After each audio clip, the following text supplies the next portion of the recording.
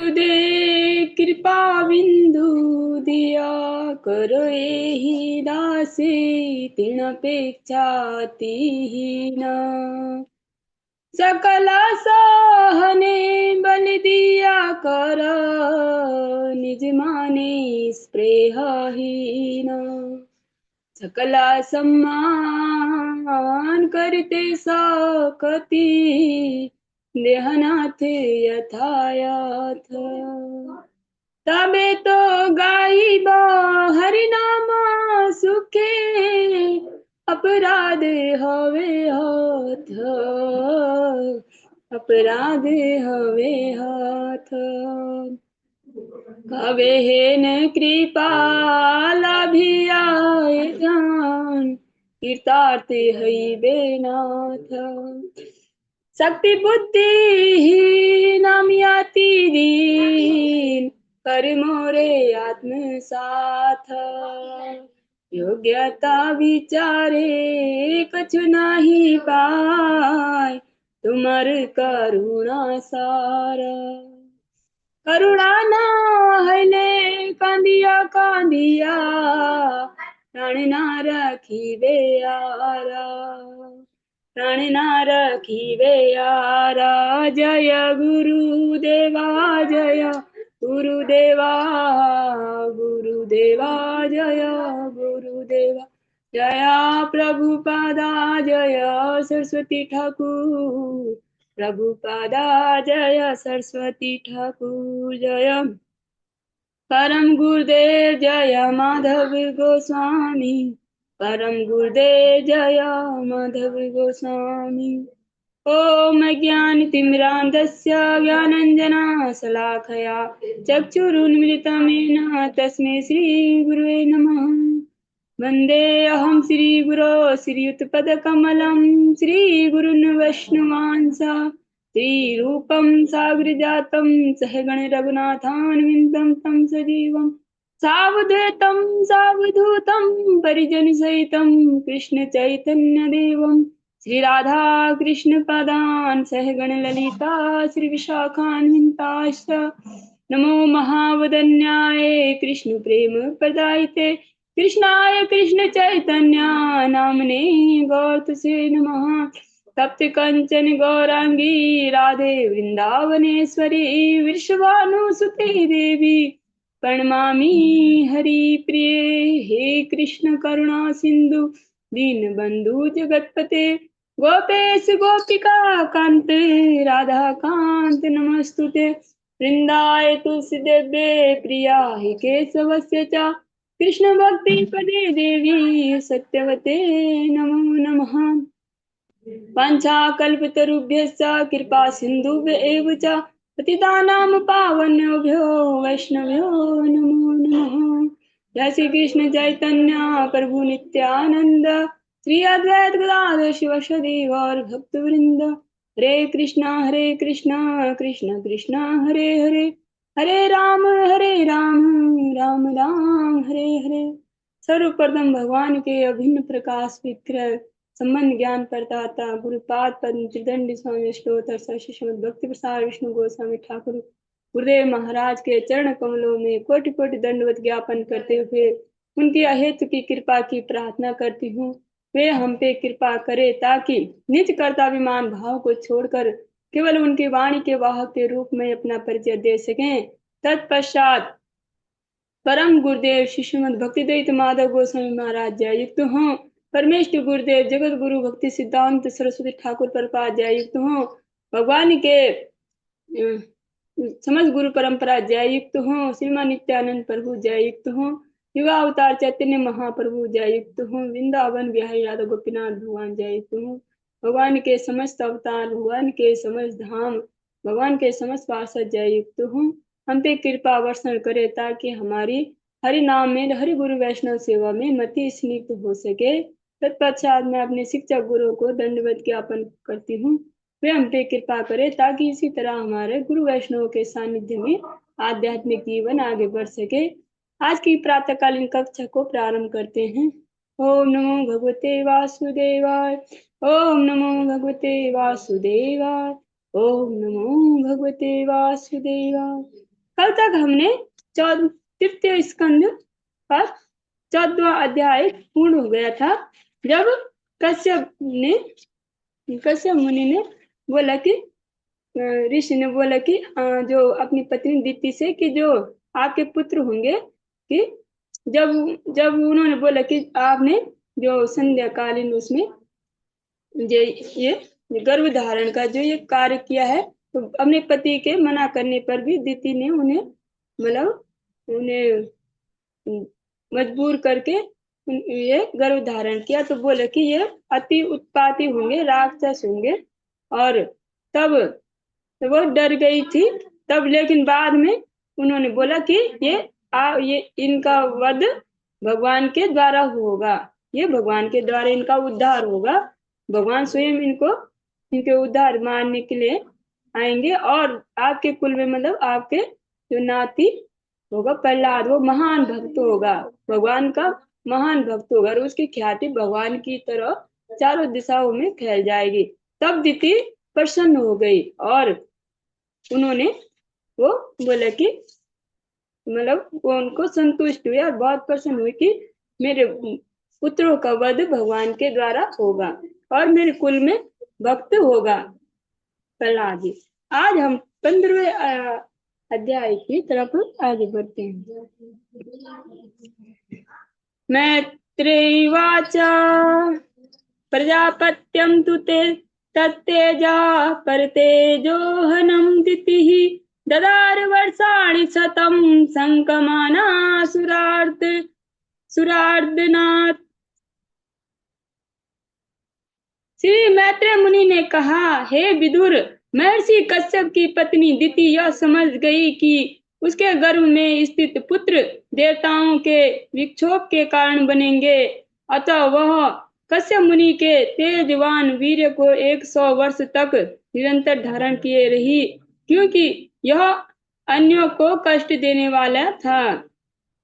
जो कश्यप मुनि ने बोला कि ये जो ब्राह्मणों को, लोगों को ये कष्ट देंगे और ये बहुत ही दुष्ट होंगे। तो जो दिति थी, उन्होंने 100 वर्षों तक उनको गर्भ में धारण किया कि तब तक कि ये लोगों को कष्ट न दे।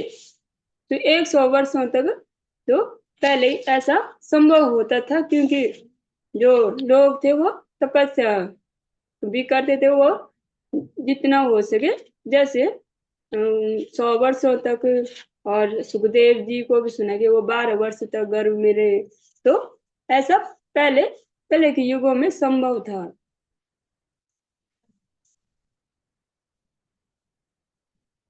लोके तेना हता लोके लोकपाला हतो दिशा नय वेदयन विश्वसिजे धावंत व्यतिकरम दिशाम। दिति के गर्भ धारण करने से सारे ग्रहों में सूर्य तथा चंद्रमा का प्रकाश बंद हो गया और विभिन्न ग्रहों के देवता ने उस बल से विचलित होकर ब्रह्मांड के श्रेष्ठा ब्रह्मा से पूछा, सारी दिशाओं में अंधकार का यह कैसा विस्तार है। अब देवता चिंतित हो गए, क्योंकि जो दिति के गर्भ धारण, जो उन दिति के गर्भ में असुर है, हिरण्याक्ष, हिरण्यकशिपु, तो उनके प्रभाव से क्या हो गया, सारे जगह अंधकार हो गया। और ब्रह्मांड के श्रेष्ठ ब्रह्मा से पूछा, जब देवताओं ने ब्रह्मा जी से पूछा कि ये अंधकार क्यों है। देवो ऊचुः तमा एतत् विभो वित्थं संविघ्ना यद्वयं दृश्यं न व्यक्तं भगवतः कालेन स्पृष्ट वर्तमानः। भाग्यवान देवताओं ने कहा, हे महान, जरा इस अंधकार को तो देखिए, जिसे आप अच्छी तरह जानते हैं और जिससे हमें चिंता हो रही है, क्योंकि काल का प्रभाव आपको छू नहीं सकता, अतएव आपके समक्ष कुछ भी अप्रकट नहीं है। देवता बोल रहे हैं कि आपको सब पता है, आप बताइए ब्रह्मा जी से कि क्योंकि जो काल का जो प्रभाव है आपको छू नहीं सकता, क्योंकि वो भगवान के परम भक्त हैं। देव देवो जगद्धाता लोकनाथा सिकामणे परेशान परेशान अपरेशान त्वं भूतानामसि भावितः। हे देवताओं के देव, हे ब्रह्मांड को धारण करने वाले, हे अन्य लोकों के समस्त देवताओं के शिरोमणि, आप आध्यात्मिक तथा भौतिक दोनों ही जगतों में सारे जीवों के मनोभावों को जानते हैं। नमो विज्ञान वीर्याय मायेदम उपेयुषे धृत गुण भेदाय नमस्ते व्यक्तियोने। हे हे बल तथा विज्ञानमय ज्ञान के आदि स्रोत, आपको नमस्कार है। आपने श्री भगवान के पृथककृत रजोगुण स्वीकार किया है। आप बहिरंगी शक्ति की सहायता से अप्रकट स्रोत से उत्पन्न हुए हैं। आपको नमस्कार है। जो देवता हैं ब्रह्मा जी की स्तुति कर रहे हैं। ये त्वान अन्येन भावेन भवयन्त्यात्म भावनम आत्मनि प्रोत भुवं परम सद असदात्मकम। हे प्रभु, सारे लोग आपके भीतर विद्यमान हैं और सारे जीव आपसे उत्पन्न हुए हैं। अतएव आप इस ब्रह्मांड के कारण हैं, और जो भी अनन्य भाव से आपको ध्यान करता है वो भक्ति योग प्राप्त करता है। तेषां सुपक्व योगानां जित श्वासेन्द्रियात्मनां लब्धयुष्मत् प्रसादानां न कुर्याच्चित् पराभवः। जो लोग श्वास की प्रक्रिया को साध कर मन तथा इंद्रियों को वश में कर लेते हैं और इस प्रकार जो अनुभवी पौड़ योगी हो जाते हैं, उनकी इस भौतिक जगत में पराजय नहीं होती। ऐसा इसलिए है क्योंकि योग में ऐसी सिद्धि के कारण उन्होंने आपकी कृपा प्राप्त कर ली है। जो इसमें बोल रहे जो लोग सांस की प्रक्रिया को साध कर मन तथा इंद्रियों को वश में कर लेते हैं और इस तरह जो अनुभवी प्रौढ़ योगी हो जाते हैं, उनकी भौतिक जगत में पराजय नहीं होती। जो योग से जो साष्टांग योग से जो भगवान को प्राप्त करते हैं, उस समय ये संभव था, लेकिन इस समय तो केवल हरिनाम संकीर्तन और हरिनाम जप से ही जो भगवान की प्राप्ति संभव है।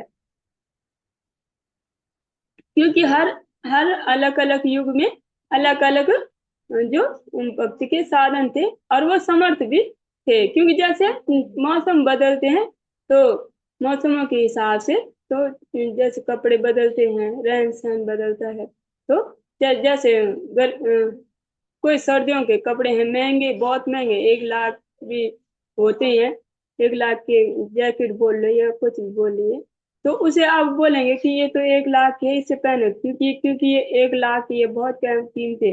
लेकिन ये गर्मियों में ये तो इसकी मतलब इससे नहीं होगा, इसके लिए तो दूसरे ही है। तो वैसे ही तो वो उसमें भी भक्ति थी, जो षष्टांग योग, उसमें भी वो भगवान का ध्यान करते थे हजारों वर्षों तक और भगवान को प्राप्त करते थे। और इस युग में क्या है, जो इस युग में जब हम 12वें स्कंद अध्ययन कर रहे थे गुरु वैष्णवों के सानिध्य में, तो उस समय हमने सुना था कि 12वें स्कंद में बोलते हैं कि जो इस कलयुग तो ये धन्य कली है, इसमें तो केवल जो अन्य युगों में जो सतयुग में मतलब जप करके और त्रेता में यज्ञ करके, द्वापर में जो अर्चा विग्रह करके जो भी मतलब संभव होता था, तो वो सिर्फ यहाँ क्या है, केवल हरिनाम संकीर्तन करने से वो संभव है। कलयुग के लिए बहुत आसान है और भगवान को प्राप्त करना, लेकिन फिर भी बोल रहे हैं कि कलयुग इतना मंदभागी जीव पैदा होंगे कि वो अपने इस इतनी बड़ी जो अवसर है उसको भी नजरअंदाज करके और जो केवल भौतिक सुखों में के आदि होकर अपने जीवन नष्ट कर देंगे। वो तीर्थापों से मुक्त हो सकते हैं, वो अपने सारे संकटों से मुक्त हो सकते हैं केवल हरिनाम घर में अपना हरिनाम करें करके, लेकिन वो तब भी नहीं करेंगे और भगवान के नामों में उनको विश्वास ही नहीं होगा। इतने ज्यादा मंदभागी लोग कलयुग में पैदा होंगे।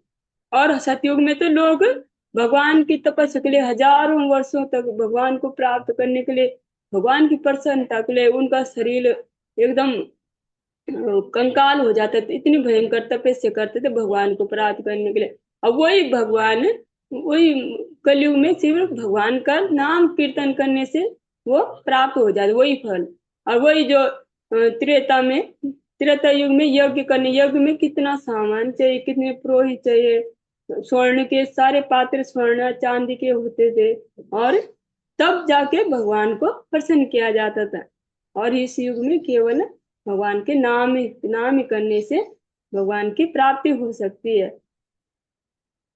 तो उस समय के तो लोगों का वैसे वैभव से भी मतलब बलवान थे और बुद्धि भी उनकी बलवान थी। उनको बार बार नहीं सिखाना पड़ता था कि ये करो वो करो। उनको तो क्योंकि जैसे हम अपने नित्य और शारीरिक कार्य करते हैं वैसे नित्य भक्ति सब सर्वप्रथम जैसे वैसे वो नित्य ही करते थे, उनको सिखाने की आवश्यकता नहीं थी। इतने जो जो प्रबुद्ध बुद्धि वाले लोग उस समय थे।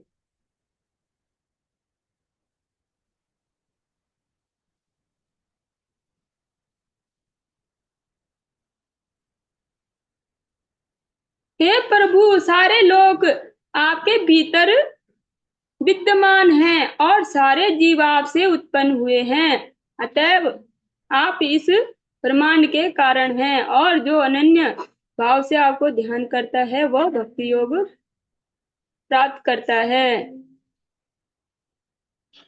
तेषां सुपक्वयोगानां जितस्वासेन्द्रियात्मनां लब्धयुस् लब्धयुष्मत्प्रसादानां न कुरिश्चित् पराभव। जो लोग श्वास की प्रक्रिया, ये हमने पढ़ लिया था। अम, ऐसा इसलिए है क्योंकि योग में ऐसी सिद्धि के कारण उन्होंने आपकी कृपा प्राप्त कर ली है। यस्य वाचा प्रजा सर्वा गावस्तन्येव यन्त्रिता हरन्ति बलिमायत्ताः तस्मै मुखाय ते नमः।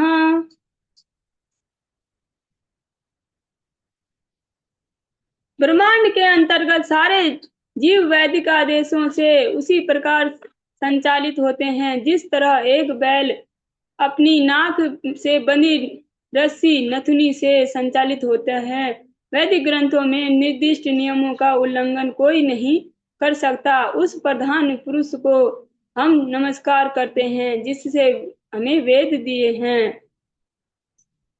स स्वतं विदस्व स्वतं विदस्व स्वं भूमन् तमसा लुप्त कर्मणाम् अभद्र अदभ्र दया दृष्टया आपन्नार अर्हसि चितुम। देवताओं ने ब्रह्मा की स्तुति की, कृपया हम पर कृपा दृष्टि रखें क्योंकि हम कष्टप्रद स्थिति को प्राप्त हो चुके हैं। अंधकार के कारण हमारा सारा काम रुक गया है। एष देवादितेर्गर्भ ओजा ओजा कश्यपम् अर्पितम् दिशा तिमिरियन् सर्वा वर्धते अग्निरिव वैधसिः।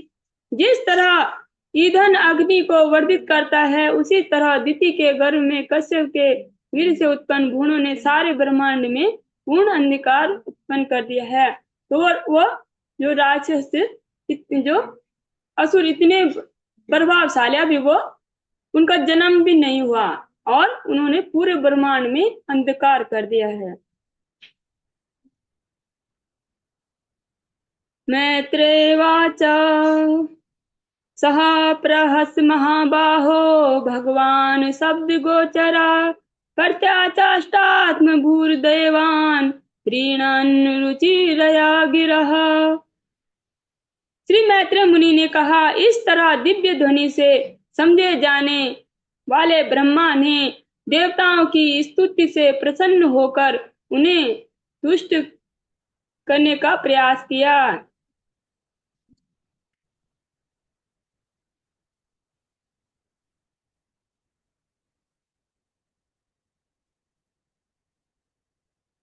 क्योंकि देवताओं ने उनकी ऐसी स्तुति करें तो ऐसी स्तुति जो भगवान से लगभग, लेकिन जब ब्रह्मा जी का जब प्राकट्य हुआ था उसी समय जब ब्रह्मा देव ने बोल दिया था कि ये जो लोग क्या हैं जो अन्य होंगे तो मुझे ही भगवान समझेंगे, क्योंकि जो इस सृष्टि का जो सृजन क्या वे मनुष्य इन्होंने बनाए, राक्षस इन्होंने बनाए, सब कुछ इन्होंने बनाए, तो यही भगवान है। तो बोलेंगे लोग मुझे ही भगवान समझेंगे, इसलिए आप ऐसी कृपा करना कि मेरी मति इन इस ऐसे बोलने से मेरी मति जो मैं विचलन ना आ जाए कि हाँ भाई मैं ही भगवान हूँ, मेरी मति आपके चरणों में लगी रहे। भगवान से उन्होंने प्रार्थना की थी। ब्रह्मोवाच मनसा मे सुतायुष्मत् पूर्वजा सनकादयः चेरुर्विहाय सा लोकान् लोकेषु विगत स्पृहा। ब्रह्मा ने कहा, मेरे मन में उत्पन्न 4 पुत्र सनक, सनातन, सनंदन तथा सनत कुमार तुम्हारे पूर्वज हैं। कभी वे बिना किसी विशेष इच्छा के भौतिक तथा आध्यात्मिक आकाशों से होकर यात्रा कर रहे थे। अब जो वो असुर हैं उनकी कथा ब्रह्मा जी सुना रहे हैं कि वो जो असुर हैं तो वो कौन हैं, कौन वो इतने बलशाली कैसे हैं, जो अभी पैदा ही नहीं हुए और सारे ब्रह्मांडों को उन्होंने अंधकार से भर लिया, और जो उनकी माता है वो भी उनको जन्म नहीं देना चाहती, और क्योंकि वो बहुत ही दुष्ट हैं। तो जो उनके पति ने उन्होंने पहले ही उनको समझा दिया था कि ये जो बोले कि शामकालीन मुहूर्त है, ये जो ये जो गर्भ धारण के लिए उपयुक्त नहीं है, और ये इसमें जो भूतराज जो शिव हैं ये देखते हैं लोगों को कि क्या क्या करें, ये भगवान का नाम करें कि नहीं करें, कि क्योंकि जो संध्या का समय वो सिर्फ भगवान का नाम कीर्तन करने के लिए है। अगर कोई अन्य कार्य करते हैं तो उनको उतने रिजल्ट, जो सोता भी है उनको भी पाप चढ़ता है, उनका जो स्वास्थ्य रहता है वो ठीक नहीं। जो शामकालीन समय में कभी सोना नहीं चाहिए और कभी कोई वैसे कार्य नहीं करने चाहिए। यहाँ तक कि बोलते हैं कि जो शामकालीन जो कुछ संध्या का समय रहता है जब सूर्य मतलब छुपने वाले होते हैं, और थोड़ा सा जो समय रहता है उसमें अध्ययन भी नहीं करना चाहिए, भगवान का नाम करना चाहिए।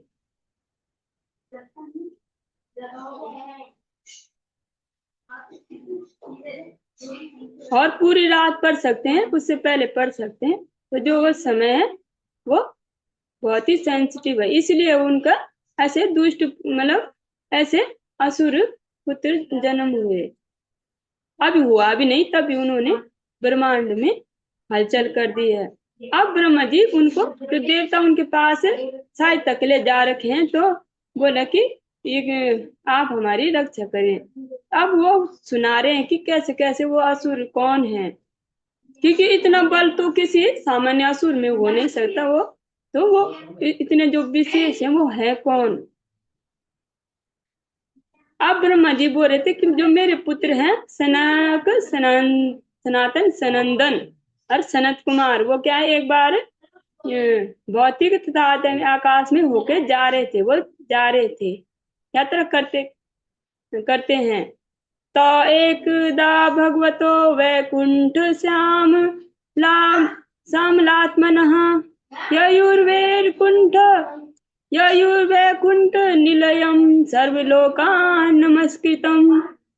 उस समय क्या हुआ, इस तरह सारे ब्रह्मांडों का भ्रमण करने के बाद वे आध्यात्मिक आकाश में प्रविष्ट हुए, क्योंकि वे समस्त भौतिक कलमश से मुक्त थे। आकाश में भी प्रविष्ट हुए क्योंकि वे समस्त भौतिक कलमशों से मुक्त थे। आध्यात्मिक आकाश में अनेक आध्यात्मिक ग्रह हैं जो वैकुंठ कहलाते हैं, जो पूर्ण पुरुषोत्तम भगवान तथा उनके शुद्ध भक्तों के निवास स्थान हैं और समस्त भौतिक लोकों के निवासियों द्वारा पूजे जाते हैं। बसन्ति यत्र पुरुषा सर्वे वैकुंठ मूर्तयः ये ये अनिमित्त निमित्तेन धर्मेणाराधयन् हरिम्। वैकुंठ लोकों में सारे निवासी पुरुषोत्तम भगवान के समान आकृति वाले होते हैं। वे सभी इंद्रिय तृप्ति की इच्छा से रहित होकर श्री भगवान की भक्तिमय सेवा में लगे रहते हैं। और वैकुंठों में सारे निवासी, जो वैकुंठ जहाँ कोई कुंठा नहीं है, जहाँ कोई क्लेश नहीं है, जहाँ मद मोह माश्चर्य और ये कुछ भी नहीं है, और वो वैकुंठ जहाँ कोई किसी प्रकार की दुख नहीं, कोई इसी प्रकार की कुंठा नहीं, लोभ नहीं, माश्चर्य नहीं, अहंकार नहीं, क्रोध नहीं, कुछ भी नहीं है, ऐसा वैकुंठ। वो वैकुंठ कैसे है? वैकुंठों में सारे निवासी, जो भी वैकुंठ भगवान के धाम चला जाते वो क्या है? भगवान के समान आकृति वाले हैं और भगवान के जैसे हैं। जो वैकुंठ धाम प्राप्त कर देता है उनको भगवान के ही स्वरूप मिल जाता है, भगवान के जैसे उनका स्वरूप मिल जाता है। और जो माता जी शरीर में भगवान की भक्ति करके वैकुंठ जाते हैं उनको लक्ष्मी जी का स्वरूप मिल जाता है वाले होते हैं। वे सभी इंद्रिय तृप्ति की इच्छाओं से रहित होते हैं, उनको किसी चीज की इच्छा नहीं रहती कि अब हमें ये चाहिए, वो न अभाव रहता है न इच्छा रहती, वो पूर्ण तृप्त होते हैं और श्री भगवान की भक्तिमय सेवा में लगे रहते हैं। उनका सिर्फ एकमात्र लक्ष्य क्या है जीवन का? कि जो भगवान की भक्तिमय सेवा, भगवान की सेवा, भगवान की प्रसन्नता, भगवान की प्रसन्नता के लिए गान करना, भगवान की प्रसन्नता के लिए सारे कार्य करना। यत्र चाद्या पुमानास्ते भगवान सप्त गोचरा सत्तम सत्तम विषभय विष्टभया विरजम स्वानाम नो मिलियन विषः। वैकुंठ लोकों में पूर्ण पुरुषोत्तम भगवान रहते हैं, जो आदि पुरुष हैं और जिन्हें वैदिक साहित्य के माध्यम से समझा जा सकता है। अब जब देवता ब्रह्मा जी की स्तुति कर किया, और ब्रह्मा जी को तो पता है ना कि मैं नहीं हूँ श्रेष्ठ, मैं तो भगवान के आदेश से मैंने ये किया। अब जो जिनको पता है वो चुप नहीं रहते। बहुत सारे लोगों को जैसे किसी को अनजाने में समझ लाता है कि ये महान पुरुष है और उसकी खूब सेवा शुश्रूषा करता, उनके सम्मान करते हैं। लेकिन जो अधिकारी नहीं है तो उनको वो खुद ही बोल देते कि हम इसके लायक नहीं, भाई हमें इतना सम्मान मत दीजिए। लेकिन जो सम्मान के जिन पे रहते हैं कि वो चुप रहते हैं कि चलो जैसे चल रहा है चलने दीजिए। तो लेकिन ब्रह्मा जी जानते हैं, इसलिए ब्रह्मा जी अब भगवान की स्तुति, भगवान के गुणगान कर रहे हैं। वैकुंठ लोकों में पूर्ण पुरुषोत्तम भगवान रहते हैं, जो आदि पुरुष हैं और जिन्हें वैदिक साहित्य के माध्यम से समझा जा सकता है। वे कलमश रहित सत्व गुण से ओतप्रोत हैं, जिसमें रजो तथा तमो गुणों के लिए कोई स्थान नहीं है। वे भक्तों की धार्मिक प्रकृति में योगदान करते हैं। यत्र नैश्रियं नाम वनं कामादुर्मेः सर्वतु श्रीभिर्विभाज्यत कैवल्यम इव मूर्तिमात्।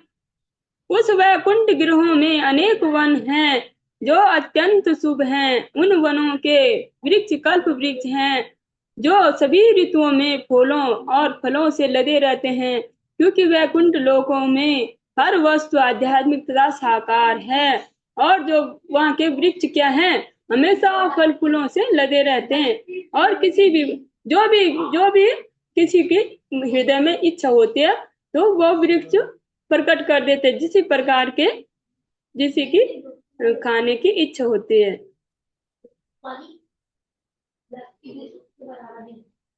वैमानिकासल वैमानिकासलिलास सरितानि सत्स्वत् गायन्ति यत्र समला गायन्ति यत्र समालक्ष्य पाणि भर्तुः वैमानिकासलिलानास सरितानि सत्स्वत् गायन्ति यत्र समलक्ष्य पाणानि भर्तुः अंतर्जलेनु विकसन् मधु माधविनां गन्धेन खण्डित धियो अप्यानिलं क्षिपन्तः।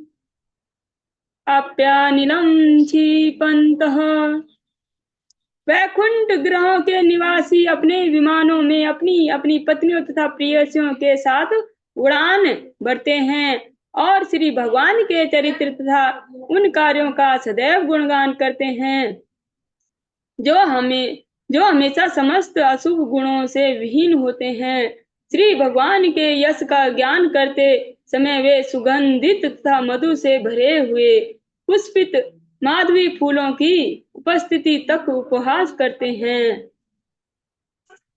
तो वो वैकुंठ के गिरोह के निवासी जो होते हैं वो अपनी अपनी जो पत्नियों के साथ दिव्य दिव्य विमानों में, यह भगवान के दिव्य धाम का कि भगवान के दिव्य धाम कैसा है उसका वर्णन ब्रह्मा जी कर रहे हैं।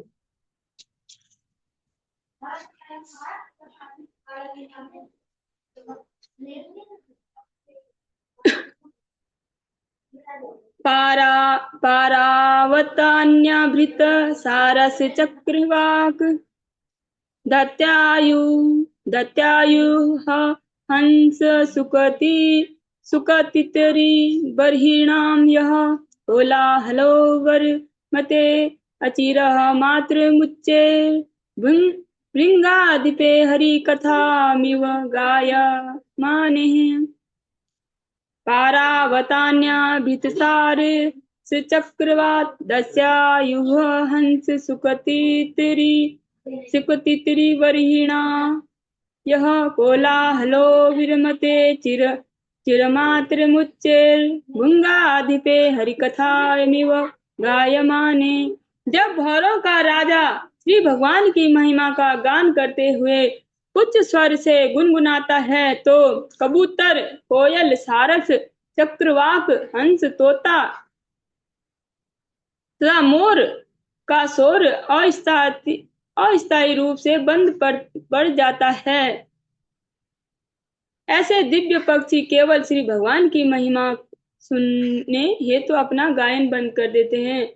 अब जब भौरा भगवान की महिमा का गान करता थे तो क्या करते, जो हौर हैं, जो कबूतर, कोयल, सारस, चक्रवाक, हंस, तोता, तीतर, मोर, तो वो अपना चुप हो जाते हैं। क्यों चुप हो जाते हैं? क्योंकि वो भगवान की महिमा गान कर रहा है। और जो वहाँ भी जो सारे हैं तो वो भी भगवान के भक्ति हैं। और इसलिए जो दूसरे तो भक्त होते हैं, जब कोई भक्त भगवान की महिमा का ज्ञान करता है तो वो सुनते हैं।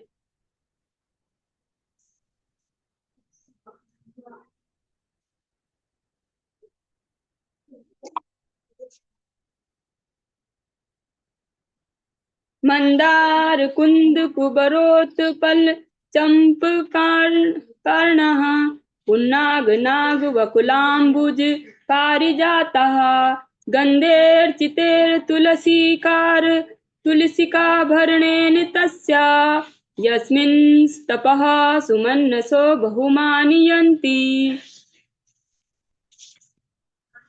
यद्यपि मंदार, कुंद, पूर्वक, उत्पल, चंपक, अर्ण, पुनांग, नाग, केसर, बकुल, कुमुदनी तथा पारिजात जैसे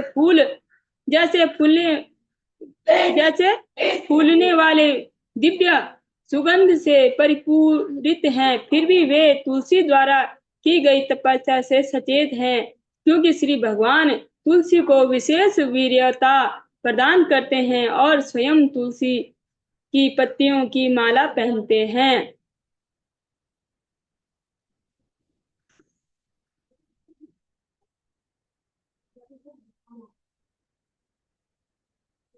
जो भगवान बोलते हैं कि जो महात्म्य हमने सुना था कि जो मेरे भक्त हैं, गंगा जी है, तुलसी जी है, गाय है, तो ये मुझसे अभिन्न नहीं है। इनकी सेवा करना मेरी सेवा करने के तुल्य है।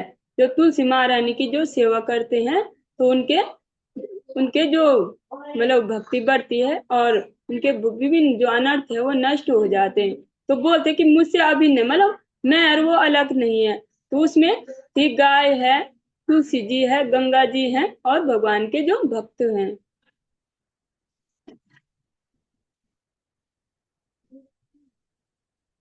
यस्तं हरिपदान्ति मात्र दृष्टेर वैदुर्यमारकत हेम हेमं हेमयेर्विमाने येषां बृहत्कटितटा स्मितशोभिमुख्या कृष्णात्मनां न रजः आदि आदियुरुत स्मयाधेर।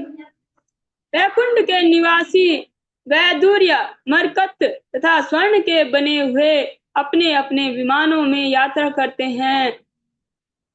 यद्यपि वे विशाल नितंबों तथा सुंदर हंसली मुखों वाली अपनी अपनी पत्नियों सुंदरियों के साथ घिरे रहते हैं, किंतु वे उनके हंसी मजाक तथा उनके सुंदर मुखता से कामोदित नहीं होते हैं। वहां भी जो सुंदरता है, लेकिन वहां के लोगों की जो मनोवृत्ति है वो इतनी तुच्छ नहीं है कि वो कामाक्षित हो सके, कामोत्तेजित हो सके।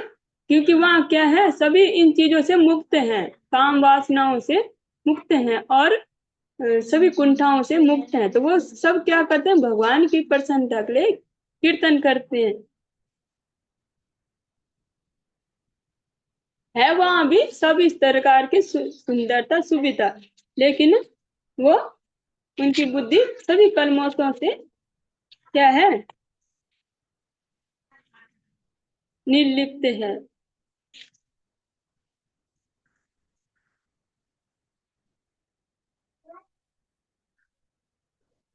विरूपणी प्रणयति चरणारविन्दं लीलाम्बुजेन हरिसन्दनी हरिसन्दमनि मुक्तदोषा।